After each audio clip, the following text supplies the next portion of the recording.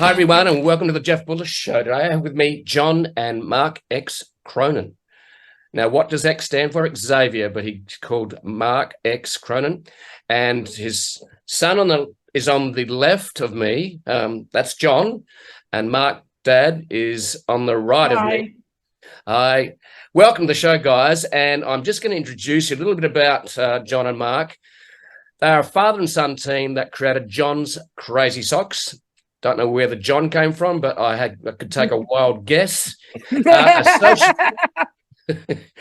A social enterprise with a mission to spread happiness, and we're going to have some fun and a bit of laughter here today.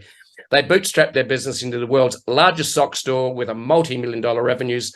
They've been named EY's Ernst Young's Entrepreneurs of the Year. John is not only a business owner, but he has Down syndrome, and that makes him really good looking.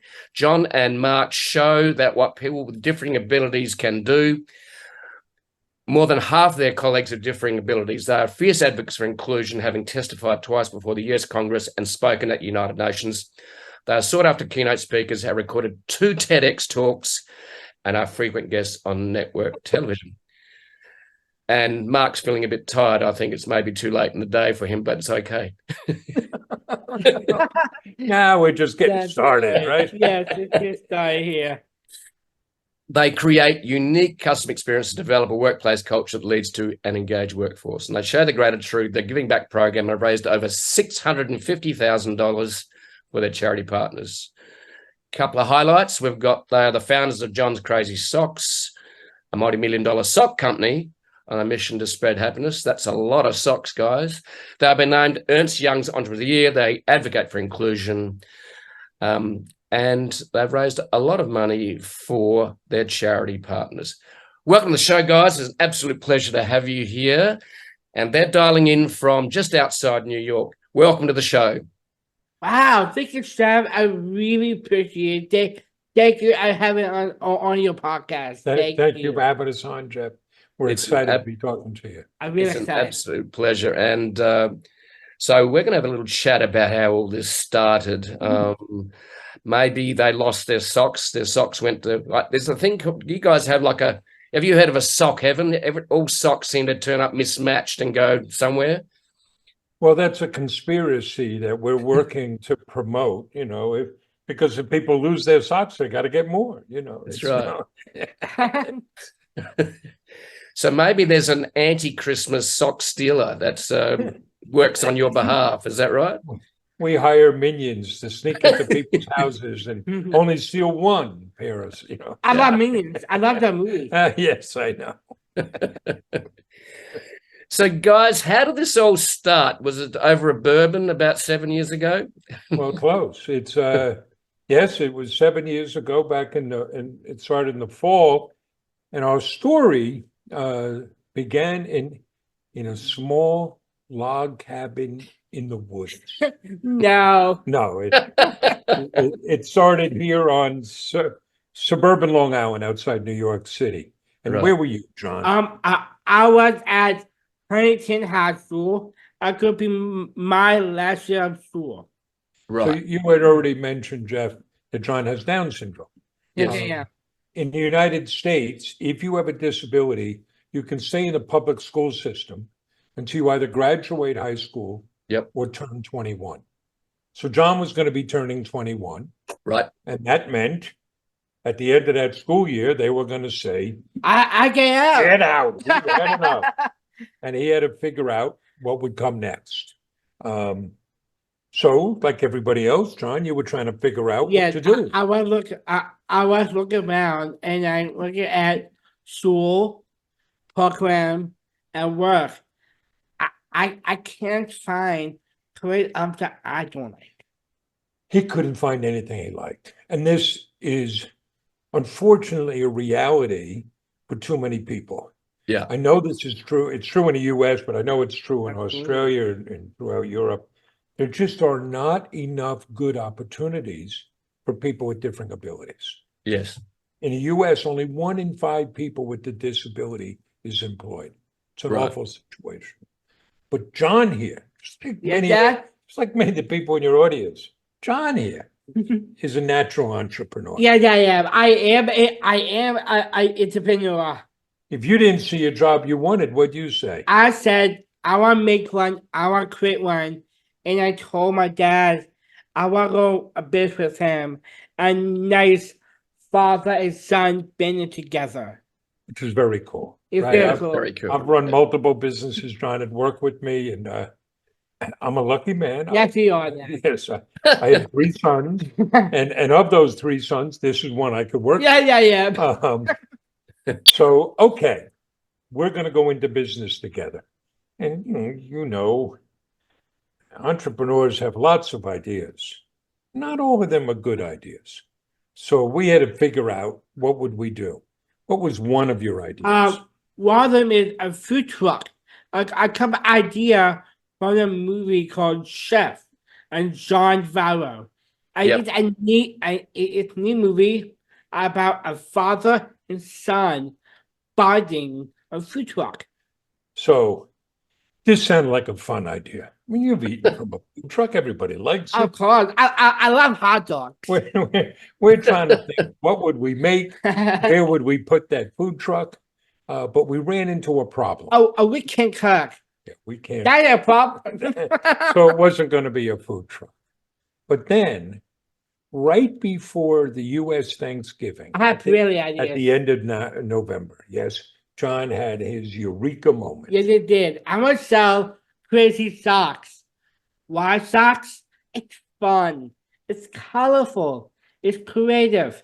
It's always let me be me. I want crazy socks my whole life. And we try out a real look through socks. We used to drive around looking for these socks for John. All right. So we figured this. If he loved them that much, surely other people would too. And we could find those people. So at that point, and we're speaking to you, if you're thinking about that side hustle, starting a business, right? The traditional thing that people do is they stop everything and prepare a business plan. And do the market research, the competitive analysis, your operational plan, financial forecast. That's not what we did. We said, let's go the lean startup route. Let's get something up and running, and customers will let us know. Let's test the idea. So you already had the name. I got my name, I draw a website, I come up with ideas. He's a tough partner. Yes. I suggested things like Mark Murray socks. No, it's going to be John's. So he had the name. Yeah, they did. We built a simple website on the Shopify platform. Many people will know that. With a little bit of inventory. And that was somewhat interesting because suppliers didn't want to sell to us because we didn't have any customers. They wanted us to show them we had customers before they would sell us any goods. Well, how could we get customers if we had no inventory? So we had to control some people. We're bootstrapping. We once got asked by a student what bootstrapping means.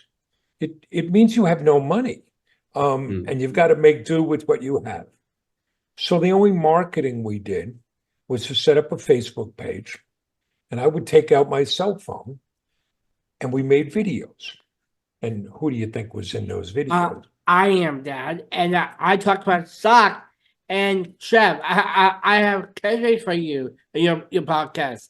It is socks, and more socks. And we noticed something.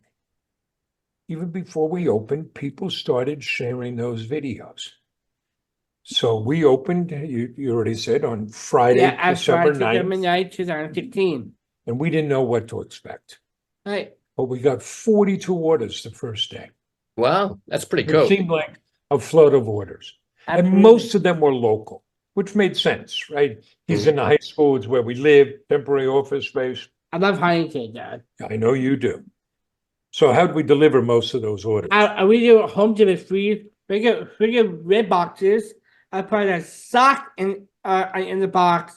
I look it out. I put in. I put in my personalized sticky note I wrote every package, and I put in a candy, a bag of Hershey Kisses. Right? Every package got a note, thank you note from John, Yes. Hershey's Kisses, candy, and we loaded up the car and drove around, and you knocked on I doors just looking go, for insight, knock, knock, knock.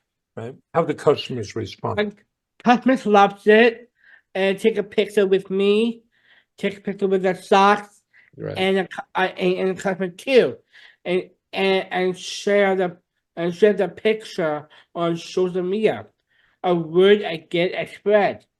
We had customers ordering again just to get John I to didn't go want back to to come their back. door. We had whole Right. families Yes. waiting to take photos. I And- love that. And there were some funny nights, you know, the two of us.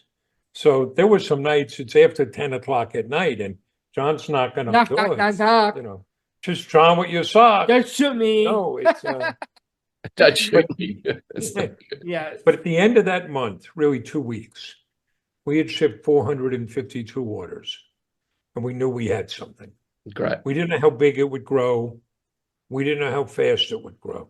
Yep. 7 years later, how many socks do we have? We How many have- different socks? Oh yes, we have 4,000 different kinds of socks, and that guess what?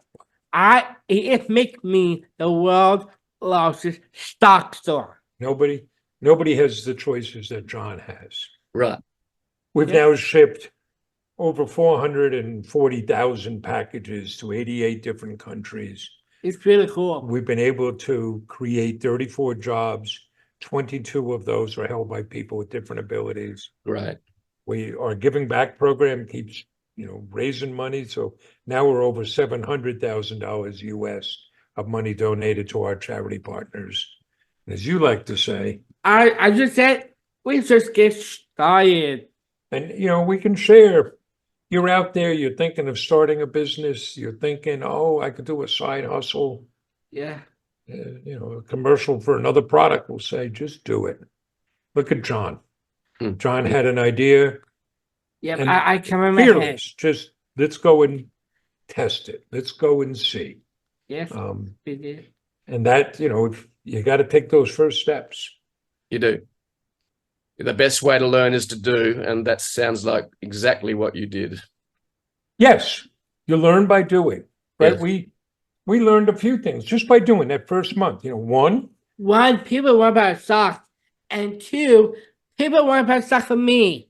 they related to John. Yes. They liked the fact we had already pledged 5% of our earnings to the Special Olympics. Yes. They liked that personal touch of the thank you note and the candy. There was something that caught us by surprise. Mhm. We didn't anticipate. We had a very emotional response from many families, from many customers, because they saw a young man with Down syndrome starting his own business. If we didn't try that, we wouldn't have learned that. No. And you learn by doing. So we learned that this young man, This is old man. this old guy, we could sell socks. You're old, Dad. Oh, thank you very much. So Thank you, Dad. and you're never ready. No. You know, it's never perfect, and you're gonna make mistakes. It's Right. not a question of will you, it's when. I mean, even that first weekend, we had some incredible boneheaded things or troubles we ran into. Like, we knew we were gonna open on that Friday. What time were we gonna open? Are we going to open at 10 morning, except it was the class? This is all my dad's fault. Our website crashed because our webmaster, who was me at the time, Oh, screwed Dad. something up in the code. So we opened that afternoon. That next night, by the end of that Saturday, we only had a little bit of inventory. We were selling through our inventory. Where are we going to get more socks on a Saturday night? Well, there used to be these big stores in the US, they've gone bankrupt, called Kmart. We drove to every Kmart in our county and bought all the socks we could, just so we would have some inventory to sell. Right. You know, you got to figure it out. Or the candy, we were using Hershey's Kisses when we started. Oh, yeah, I lost her the You kid. know, little chocolate pieces, and everybody loved that. I really good. Until we reached the springtime, Yes. And we got the email from the woman in Florida. Yeah, I really care if I suck it You don't down want to send myself. chocolate to the South in the warm weather. Yeah, You know, chocolates are, that's melting, exactly what right. I thought. So chocolates melting. you know, or things, you know, you're down in Sydney. When we first started, Yeah. we said we're only going to sell in the US because we saw how much the postage was to send elsewhere. Yes. Well, we got such a demand that now we ship around the world. Australia is actually the third most common site, you know, after US, Canada, then it's Australia. Right. Okay. That's They great. ship products to. Well, you only learn that by doing. Yeah. So what are some of the challenges along the way? So you realize you've got something, and then you start growing, and some of the challenges were getting supply, stock. So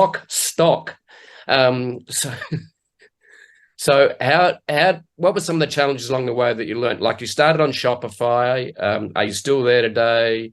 I'm sure you had logistics challenges. Tell us some of the challenges you had along the way as you started to grow, apart from socks being stained with chocolate. Well, let's talk about three distinct issues. One, we opened in that December, and then we start to grow the business. In January of 2017, we learned firsthand, nobody buys anything in January because they spent all their money at the holidays. Yep. So we slumped down. But we're growing nicely. We're adding different things. We're connecting with people. We grew sixfold from January to February. And then the first weekend in March, we had a pop-up shop. We ran that to test that idea. That went well. And that afternoon, John and I were driving out to a restaurant. Oh, yeah, pet shop. The meatball The place. meatball place. I love meatball. He liked that. And all of a sudden, if you know Shopify, you can put your app on your phone, and the default setting, you get a little cha-ching sound Cha-ching! every time you get a sale. Yeah. Well, we had grown the business, so we were doing 35, Yeah. 40 orders a day. We're driving out that Saturday afternoon, and all of a sudden, cha-ching, cha-ching, cha-ching. It's just, as the kids would say, the phone is blowing up. Yeah. What's going on? Where are all these orders coming from? And I'm looking at our Shopify statistics. I'm looking at our Google Analytics. What is happening here? Next thing I know, we have over 1,000 orders from one day. Yeah. It turned out It's crazy. somebody had done an interview with us, an email interview. And then they put out a video. They didn't shoot anything. They just took images and created a slideshow video. Well, the last time I looked, that video had over 20 million views. Wow. People all say, oh, I want to go viral. Watch what you ask for, you may get it. We exploded, and that almost put us out of business Yes, it could have. because it was so overwhelming. Yeah. Right. We were scrambling to constantly replace inventory. It was hilarious. Tractor trailers were showing. We were in this old house that had been converted to office space. Tractor trailers are showing up wanting to know where's your loading dock. And they're unloading 30 boxes. And I'm just putting up the stuff on our site based on a packing slip. But we're looking for space where we're going to put this. So we boom up, but then we hit the summer and nobody's buying socks. And so that was tough dealing with that. One of the issues that confronted us there, and it took us a couple years to really do well. We do our own fulfillment. Well, to manage that inventory and to get that accurate all the time, particularly during surges, that's tough. We got the scars to prove it. We do it really well now. But that didn't happen overnight. You have to learn how to do that. And you have to get the right systems in. You got to get the right processes in. The other thing, And we mentioned we were bootstrapping. Well, that's all wonderful. And our first 2 years, we had fantastic growth. We had a couple of viral experiences. We were very fortunate with media coverage. By the end of the second year, we had phenomenal growth. And we had made, on paper, we had made a profit. And I'm sitting there with my accountant and I say, if we did so well, how come I have no money? He says, well, Mark, let's go look in your warehouse. Exactly. Look It's at the gonna be infrastructure you build. Look at your inventory. And that's when we went looking for money, Mhm. looking for investment. Well, it's never good to look for money when you need money. And banks came in and we connected with, through some advisors, with a good, we were told, a good investment bank. They were going to help us. Bankers are coming in, they're looking at us, going through our books and saying, wow, this is great. We love this story. We love the growth. We love the fact you're making a profit. We're not going to give you any money. You're a startup. Hmm. We had potential investors coming in. What they wanted to do was buy us and shut us down. By the end of that third year, 2019, we had run out of money. I had let people go. We do 50% of our sales at the holidays. We had no inventory. I couldn't buy inventory. We were, for all intent and purposes, bankrupt. Mhm. I remember meeting with a bankruptcy law firm, with them saying, oh, you have to declare bankruptcy. All you have to do is give us $50,000 up front. Right. Well, mate, if I've got $50,000, I'm not talking to you. You know, it's now we were very fortunate. Right. After kissing a lot of toads, And a lot of BBs. we found our prince. We found the right partner, third generation family business that manufactured socks and been doing it for 60 years. Wow. They did it for department stores and brand names. So we were a good fit and we shared values. But that was tough, you know. So those were three, things of dealing with the surges of, I remember the first time we were on national television. There's a show in the US, Fox and Friends. Yes. They had called us up. We appeared on a Sunday morning. We got 3,300 orders in 3 hours. Wow. What business wouldn't want that? Mhm. Until you see what that means. Exactly. How are we going to do this? You get these challenges. You just have to find a way to take a breath, remember what your purpose is and what your values are. Because when you're spinning upside down, your purpose will give you your North Star. Mhm. Keep you moving in the right direction. Your value will give you some structure. You have to make sure you tap into your team and the supporters you have to find a way, and just keep fighting to find a way. Mm. It's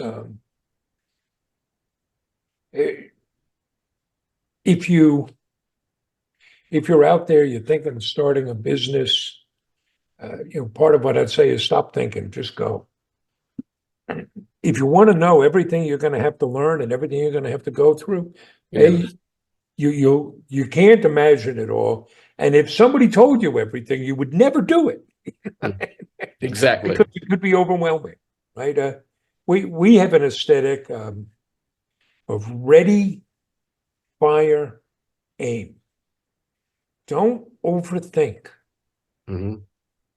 Take action. I'm not suggesting you do things willy-nilly. Yes, you have to you have to be thoughtful, but don't overthink.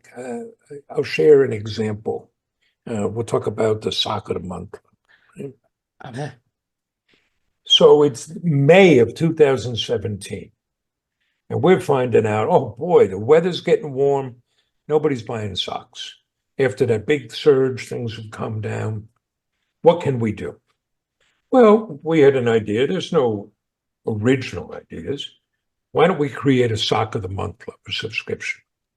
And we sat down with our small team, and within a week, we had that up and running. About 4 months later, one of our suppliers, who also sells directly to the public, to consumers, so they're also a competitor, they introduced the Sock of the Month Club. And I get to talk to them about it. And I asked them, when did you start developing this? What was your thoughts behind it? And they tell me, oh, we've been working on this for more than a year and a half. So what the hell you been doing? Well, we had to get the committees set up, and the committees had to review things, and we had to do this and that. Like, oh my God. We were 4 months in. We had real revenue, real experiences, and we were on our third iteration because we had learned things that you would only learn by doing. Mm. Don't take the year and a half. Get going. Yeah, exactly. It's Yeah, business plans are quite often about overthinking things. And look, you got to know what you're doing, have an idea, but then you've just got to go, let's go. And that's the only way you really learn. Let's go figure this out. Yep. How we can learn it as we go. Yeah. Yeah. So question. So the inspiration for sock design, does it come from inside the company? How do you do your sock design? How do you choose your sock designs? Yes, it comes from all over. When we started, it was just the two of us, and we were only selling other people's socks. So we would sit down with catalogs and pick out, and we started going to trade shows. But very early on, we started designing some of our own socks. What were the first pair we designed? Identical awareness socks. Down syndrome awareness socks. And that happened because we had learned that people celebrate World Down Syndrome Day by wearing crazy socks. Mm-hmm. You would have thought we knew that ahead of time, but we're not that smart. Yeah, well, I thought you would have nailed that. But so we went looking for somebody who sold a Down syndrome themed sock. Nobody did. My partner here, this is simple. What'd you say? I want to create one. I want to make one. So he designed the world's first Down syndrome themed sock. Okay, then we had to go find somebody who would make that for us. Mm-hmm. And we did that. And we called up the National Down Syndrome Society and said, we're going to sell this sock and we're going to give you money from every pair. Because anybody buying it, they're going to want to support this cause. And they said, that sounds great. Who are you?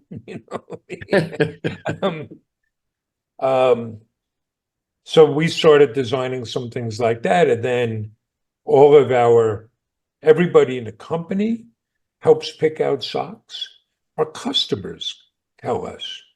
Plus, now we study, trends and ideas, the industry trends to see what's out there. So there's no one source. We still sell other people's socks. We are now fully developing our own line called J's. The socks kind of look like a J, and John starts with J. Mm-hmm.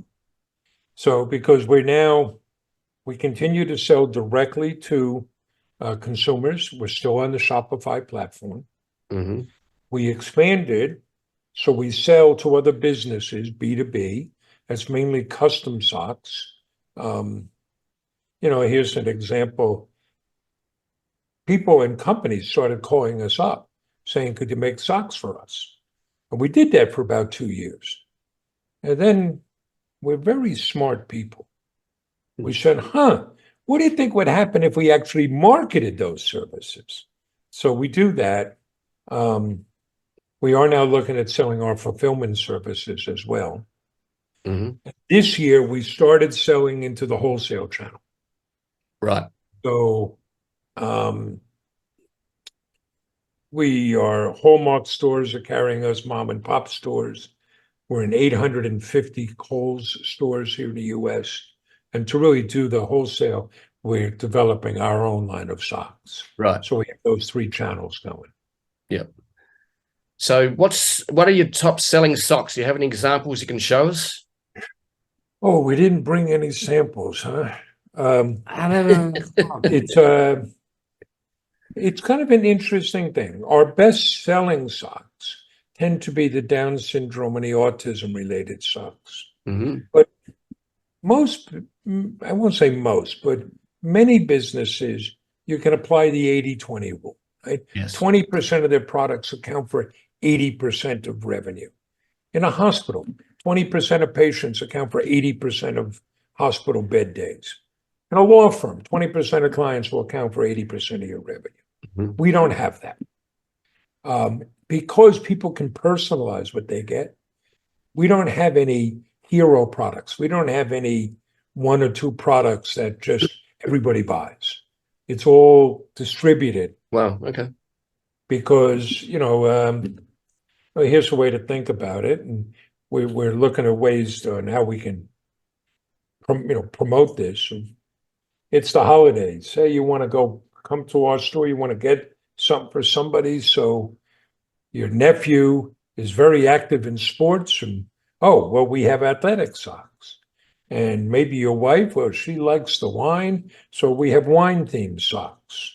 And you've got a niece who's into animals, we have pet rescue socks. And you've got, your brother who fancies himself a mathematician, well, we got math teams. So you can get something for everybody. It's kind of, John has that, we've got everything. Yeah. Tell us a little bit about, because in e-commerce especially, and obviously you did struggle with it, but now you sound like you've cracked the code. Logistics, especially for e-commerce stores, fulfillment. Tell us a bit about that. I know that you were doing it a pretty well hand, delivering by hand initially when you were small, and that's the sort of things you got to do. But so what's the journey been like in fulfillment? And also the other thing that quite often you learn in business is that even though it's boring, is routines and systems are very, very important. Absolutely. Yep. We can talk about our social mission and our marketing, but at its core, you got to deliver the goods. Mm-hmm. So for an e-commerce business, we've got to have a great website. Your website can make or break you. Exactly. We've got to have a good selection. The products have to be good. We have over 30,000 5-star reviews. And the service has to be good. So we do same-day shipping. Order comes in today, it's going out today. What did it take to get there? Well, we made the decision early on, we wanted to do our own fulfillment. Many people outsource it. We wanted to do our own for 2 reasons. One, we're looking to create jobs. Yes. So that we can hire people with different abilities. 2, it allows us to personalize the packaging and the service we provide. My own view, 3PLs, third-party logistic firms that you could outsource to, they're very good if you have very neat and straightforward packaging. But if you want to do something creative or different, they're going to struggle. So we do our own. It takes a couple things. You're right, you have to have the right processes and systems. So in the beginning, we managed our inventory entirely on Shopify. That is a short-term solution. Yes, we use Shopify underneath our website, but eventually we needed to add a true ERP or system underneath, an enterprise system underneath to manage our inventory and to talk back and forth with Shopify. Yes. We needed to evolve the physical layout in our warehouse. So, when we started, and, again, you don't start at the end, you start at the beginning. When we started, we were in that house and we had this small room. That was our warehouse. We had wire racks, and we just laid everything out on these wire racks. But you had to know the socks. So we're given tablets so people could look at pictures. We had one comical thing. Somebody had ordered some 𝓵𝓮𝓪𝓻𝓷 Hamilton socks. People may know the musical Hamilton. Mhm. He was, I guess you'd call him a founding father in the U.S. We sent him the socks. I got an email back. This guy was very upset. We made a mistake. We didn't send him Alexander Hamilton socks. We sent him Thomas Jefferson socks. Okay. Jefferson was an early president, was also a founding father. But as he wrote in a multi-page email, everybody knows Hamilton and Jefferson were mortal enemies. How could you make this mistake? And I'm thinking, holy crap, we got to teach everybody American history to work here. We moved to larger warehouse space. We get racks. We lay things out in bins. And originally we organized based on supplier and alphabetically, and then that evolved some. So now everything is address based. So that if you look at a pick slip, it tells you the aisle, the rack, and the bin number. You don't even have to know what you're picking. It tells you where to go. Mhm. So the logistics that's important, and you have to be able to get that done. We had some ugly times, but now we've gotten it. So our error rate is less than 0.2 of 1%, which is extraordinarily good. Mm. And we do better shipping than Amazon because it's going out the same day. And Jeff Bezos over in Amazon, he's not putting a candy and thank you note in there, is he? No. But here's what it allows us to do. On any given day, we can test them. So, for example, we've introduced a new line of athletic socks. Well, let's see how customers will respond. So this is what we do. We take a pair, we say, the next 100 orders we send out, put a pair of socks in, a free pair of socks in, with a little note from John. I want you to try my new socks. And see if we get a response, see how customers Yep. respond, buy more. We can do that because we got our own warehouse. Or here's something else. Every package gets that thank you note and candy, but we now segment our packaging. So if it's your first order, you get one note. If it's your second order, you get a different note. If it's your third or fourth order, you get a different package. If it's your fifth or more order, you get yet a different package. No 3PL is going to be able to do that. Or here's another thing. One day, one of our packers comes to us and says, we sell socks for diabetics. And these are, high, they're medical grade compression socks. And we're sending them candy. We're sending diabetics candy. What's wrong with this picture? Right. So now we have a supply of sugar-free candy. So if you order those diabetic socks, we'll send you sugar-free candy. If you order from a U.S. military base, we have a different package that we send you to say thank you for your service.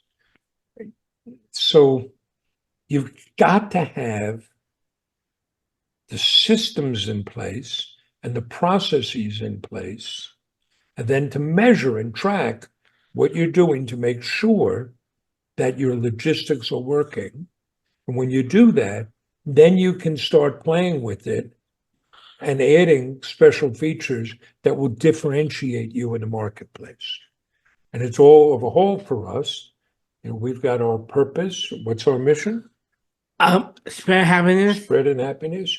We've got 5 pillars on which we built the business, and one of those is making it personal. So we're always looking at ways to create connections and personal relationships with our customers. We're not just chasing transactions. and we're always looking for ways to personalize things. Doing our own fulfillment allows us to do that. Mm-hmm. So what are your 5 pillars you built the business on? Well, one, It's spirit and hope. Give it back. Find projects you can love. Make it personal and make it a great place to work. so number 5 is make it a great place to work. If we want to spread happiness, we have to start at home. Our colleagues have to be happy working with us.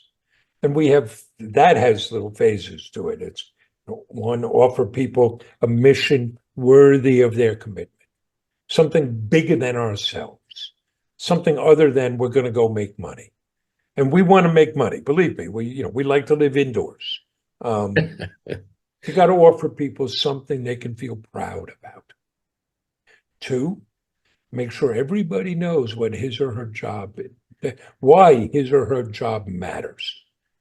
There's no cog in the machinery. There's no make work job. Everybody is contributing to that mission. Mm-hmm. 3, put people in a position to succeed. Don't ask them to do what they can't do. We don't ask you to do our finances, right? No. But nobody gives a better tour than John. Right. 4, recognize what people do. So you got a team of people working on your podcast. It runs very smoothly. You're well prepared. You lead a good podcast. You like it when somebody comes to you and says, hey, Jeff, you and your team, you guys did a great job. That was a great interview you did. We all like hearing that. Sometimes it's as simple as saying, thank you. Mm-hmm. The last piece, stay the hell out of the way. Let people do their jobs. Exactly. Yeah. So that's make it a great place to work. Making it personal. We already touched on some things. It's, if you get a package from us, you're going to get our branded packaging. So it's bright and colorful on the outside. You open it up, you get your socks. You get a thank you note from John. On the other side of that is the story of John's crazy socks. The bottom of that is a discount for your next order. You're going to get some candy. And on the packing slip, you're going to see the name and the picture of the person who packed your order. You're not just getting socks. You're getting a dose of happiness. Right? It's even to this day, if we get an order between our office and home, what are you doing? Out there doing home delivery. Still doing home deliveries. You make that personal connection. Fun products you can love. We got to be on brand, but it's what I already mentioned. You got to deliver the goods. We can't be, we're a small business, so that's an excuse. Never. It can't be, well, look, we hire people with different abilities. That gives us an excuse. Never. You got to deliver the goods. Number 2, giving back. We don't think it's enough to just sell stuff. You got to give back. You got to connect. And we don't wait until the end of the year to see, well, how much money did we make? And, it's not the old patriarchal model of who do I decide I'm going to give money to? It's right up front. Mm-hmm. Here's the commitment. So you as a consumer, if you're buying from us, you know what you're supporting. You know the commitment we're making. But most of all, it's let's show what people with different abilities can do. So we start with John. You have Down syndrome. Yeah. We don't hide you in the back. Nope. You're the face of the business. Yeah. We hire people. More than half our colleagues have a different ability. We want to show the world. Mm-hmm. So we create content for our Facebook and Instagram and TikTok and YouTube. We host tours. We've had more than 2,000 people physically come through our facility. We've had people from around the world. We've had people from Melbourne come and take a tour of our offices. Mm-hmm. We host work groups from high schools and social service agencies. So people with different abilities can get a little taste of work and see other people working. We take on speaking engagements. That's why we're so grateful that you have us on your podcast, Jeff. But we've traveled across the U.S. and spoken at 5,000 people at a Microsoft conference in Las Vegas, or Ernst & Young, 3,000 people in New York. And just to stand up and show, look what people with different abilities can do. Mm. We do advocacy work. You mentioned we have testified twice before the U.S. Congress. We have to add, we were not subpoenaed. Okay, that's We've good. spoken at the United Nations. People will listen to us because of the business. And that creates an obligation on our part to speak up for those that can't speak up for themselves. Mm-hmm. And all that rolls up to the business. So we are the world's largest sock store. But at the end of the day, we're not really a sock store. The socks become the physical manifestation for the mission and the story that we tell. Mm. It's the vehicle for the story. Yeah, those of you that are out there, you're thinking of starting that business, you got to know the why, right? Simon Sinek calls it, know your why. You got to know the purpose, not the what, the purpose. What's motivating you to do this? What's giving you the energy and the focus and the willingness to take on this risk? That will connect you with your customers. In the hard times, that will keep you going. Mm-hmm. For us, we told you we didn't start by doing that business plan. Well, we've gone out and done that analysis. We have counted. There are exactly 1 gazillion sock companies. If all we're doing is selling socks, we're dead. Mm-hmm. What do you say? But because we're not, we stand out. Mm.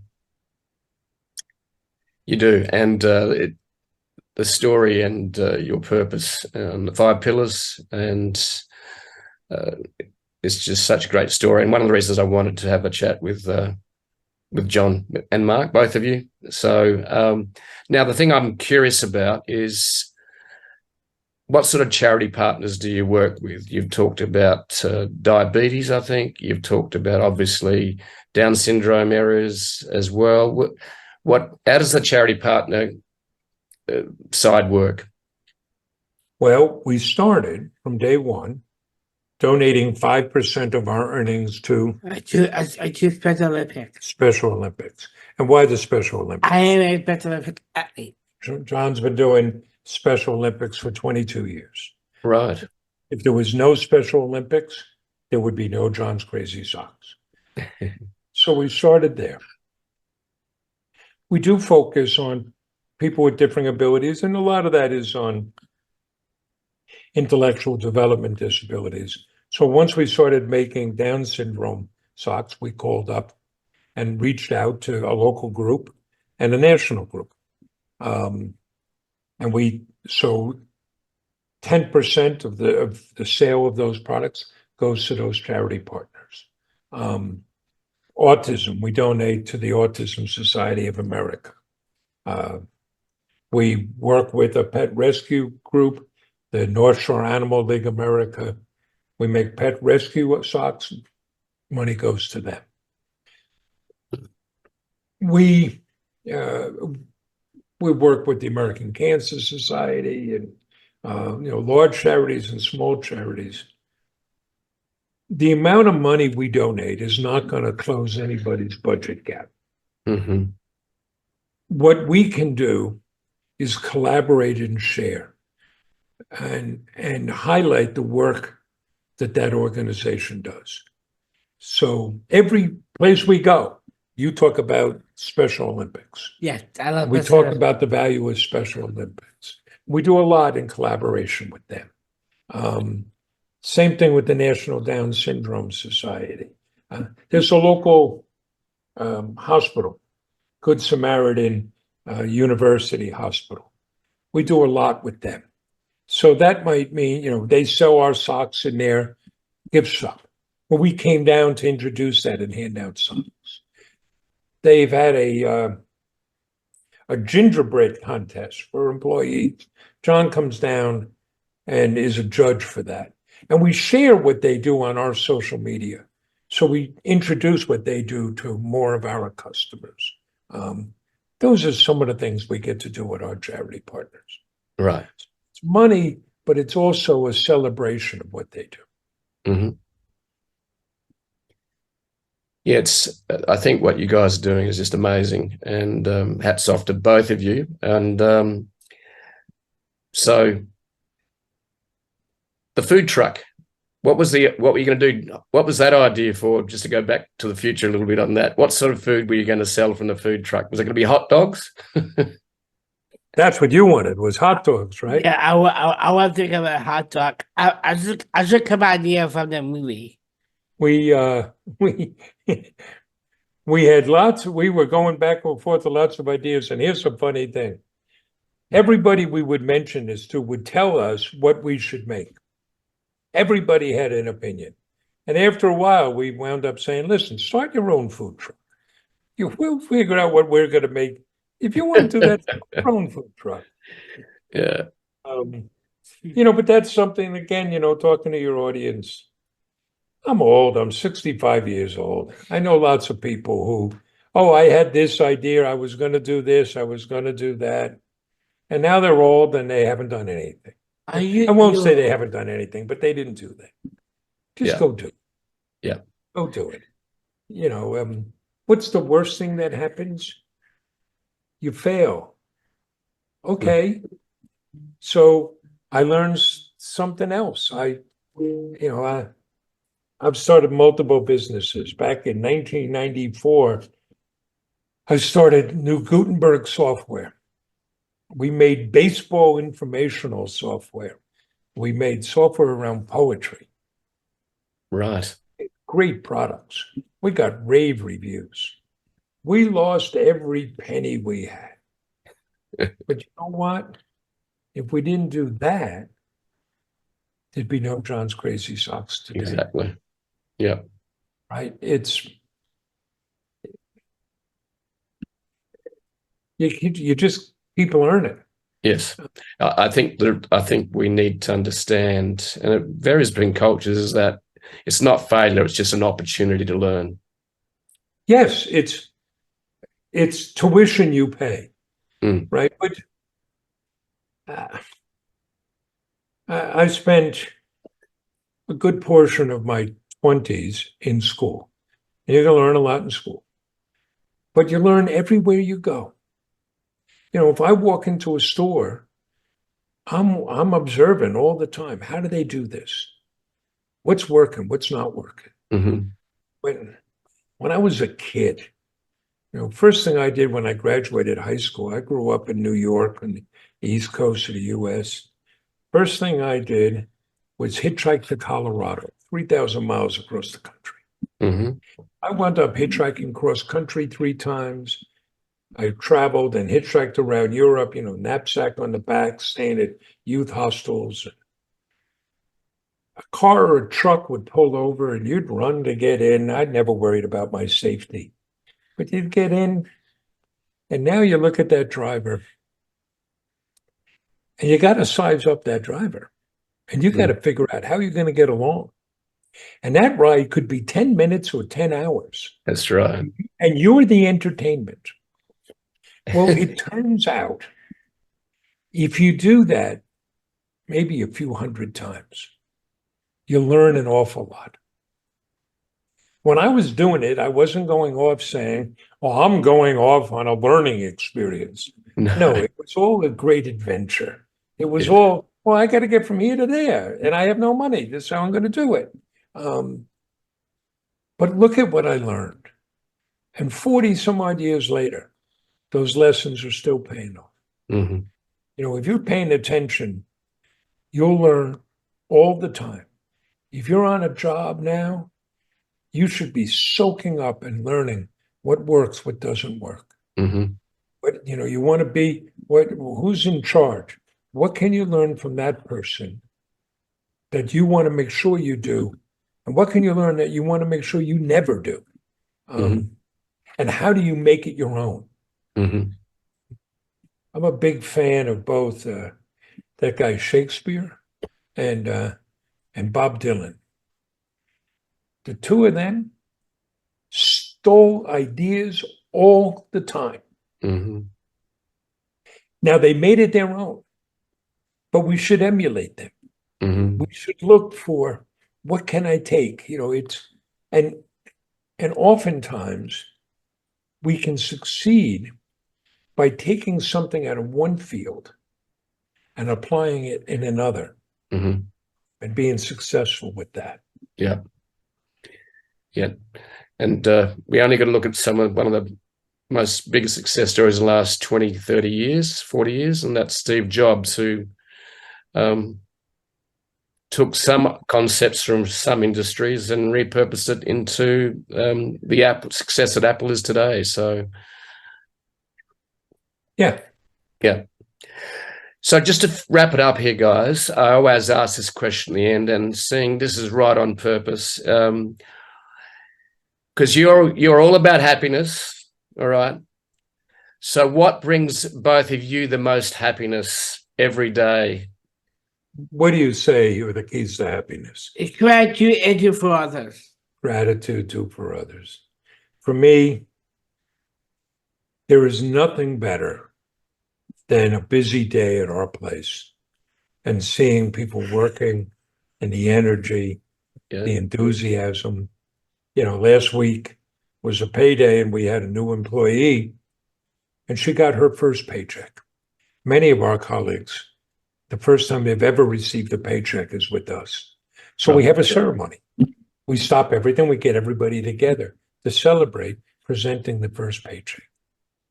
That's so awesome. Mm, That's it would be. Yeah, that's you do for others. Yeah. So it sounds like you get joy out of bringing other people happiness. Yeah. Happiness, substitute the word meaning. I think we find a happiness is more profound. Yes. Yeah. Yeah. When we're aligned with purpose and meaning. Yes. When we're doing what matters to us. And that usually involves being connected. Mm-hmm. And yes, seeing it in others. Yes. We do a lot of speaking engagements, and depends on the audience. Sometimes we're talking to policymakers and businesses, and we want to inspire them or show them how they can hire people with different abilities. Or we'll talk to entrepreneurs about purpose-driven businesses. But we also will speak with parent groups or social service agencies, and we want to offer encouragement. So we were the keynote speakers, was it last Thursday night at an event in Pennsylvania. And afterwards, a gentleman came up to me and he just looked at me and he was kind of tearing up. And all he did was hug me. Mm-hmm. And I could just hug him back. And, the ability to connect to others like that, that's pretty special. That's pretty cool. Yeah. And we're fortunate. So, yeah. At the end of the day, we're a couple knuckleheads selling socks. There's nothing we spoke about that's rocket science. There's nothing unusual. But all we want to do and change the world. Change the world. And spread happiness. Yeah. Yeah. Well, thank you guys for sharing the story and spreading happiness here today. And I look forward to sharing the story around the world as best I can. And you're inspiring me, and I thank you very much for your stories. It's been an absolute joy. And I love the fact that when you talked about happiness, is that we're not talking about frivolous happiness. We're talking about deep, meaningful happiness. And the challenge with the word happiness is, and I discovered this the other day, is that it's a suitcase word. You open the suitcase and inside sits many different meanings for happiness. Yeah. Well, thank you very much for having us on your podcast. Thank you very much. It's been an absolute pleasure and a real deep joy for me to actually connect and have a chat. And I love the fact I learned so much by just having these conversations. And this is our 201st podcast, and I love doing this. Even I'd pay to do it effectively, so that's what's great. Okay. So thank you, guys. Thank you, John and Mark X. It's been an absolute pleasure, and I look forward to doing a tour of the sock warehouse one day. That'd be great. That'll be All right, Jeff. Thank Okay. you. Bye. Bye.